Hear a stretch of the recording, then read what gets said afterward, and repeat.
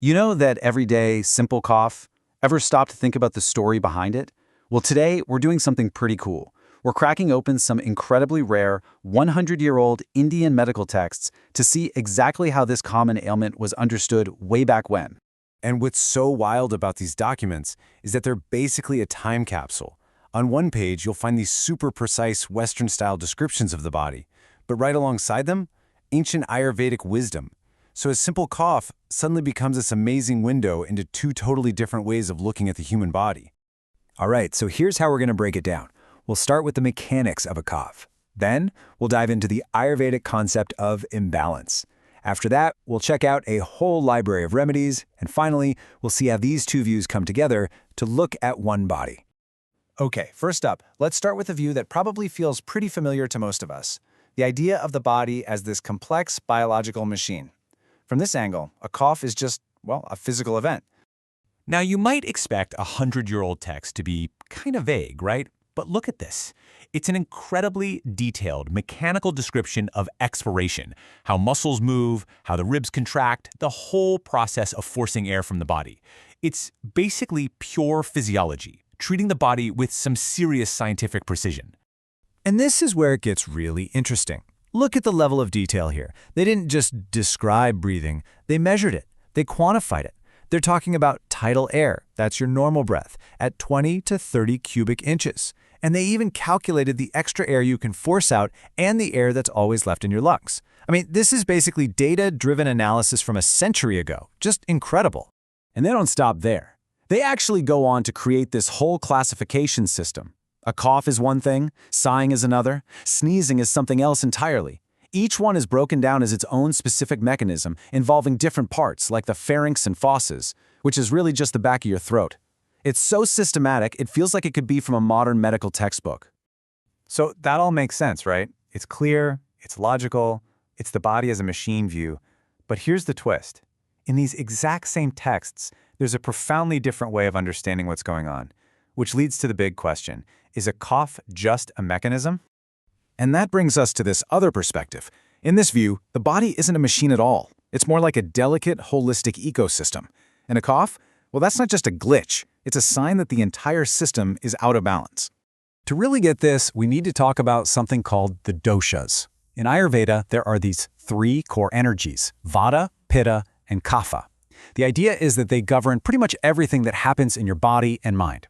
When you're healthy, they're all in balance. But when they get out of whack, well, that's when you see symptoms, like a cough. What's really cool is that the type of cough is a clue to the kind of imbalance. So if you've got too much vata, that's the energy of air and movement, you might get a dry, hacking cough. A pitta imbalance, which is all about fire and inflammation, could show up as a really sharp, painful cough. And if kapha, the earth and water energy, is out of sorts, you're probably looking at a wet, congested cough. The symptom points directly to the systemic problem.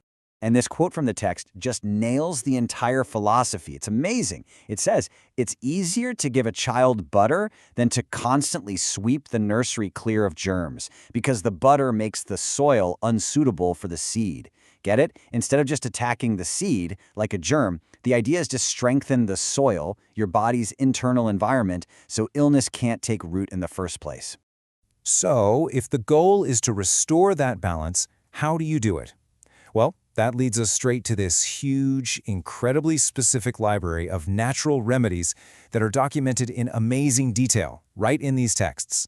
For instance, for what's called a Sukhi Kansi, a dry cough, which we'd now connect to that Vata imbalance, the text lays out a very specific remedy using a type of purified herbal ash called abasma. It's a treatment tailored directly to the type of imbalance. And then for something like Kukar Kansi, or whooping cough, you get a completely different herbal formula. It's the exact opposite of a one-size-fits-all approach. It's like a highly specialized cookbook of remedies, designed for specific conditions in specific people, including children. I mean, reading through these sections is like looking through an old apothecary's notebook. It lists an incredible variety of remedies. You've got things you might have heard of, like garlic and honey, but also banana for dry coughs, a plant called squill for bronchitis, and cubeam seeds you're supposed to chew on. And get this, there's one plant, a dulsa, that's so famous for this that its local name is literally hoki, which just means cough. So where does all this leave us? we've got this fascinating puzzle, right? Two completely different models for understanding a cough, sitting right next to each other in the same collection of texts. Think about it. On one side, you have this super clinical breakdown of air volume, treating the body like a machine. And on the other, you have this rich, dense list of herbal remedies, treating the body as a natural ecosystem. It's just a remarkable snapshot of two powerful knowledge systems looking at the very same body, the very same cough. What we're really seeing in these documents is this unique moment of collision and curiosity. It was a time when Western physiological science wasn't just replacing ancient Ayurvedic wisdom, but was being documented right alongside it. Two powerful knowledge systems considered in parallel. And that leaves us with a pretty powerful question for today. These texts didn't choose between the mechanical and the holistic. They held space for both. So what could we learn by doing the same? How might integrating ancient wisdom about balance and environment with modern science about mechanisms completely change the way we think about being well?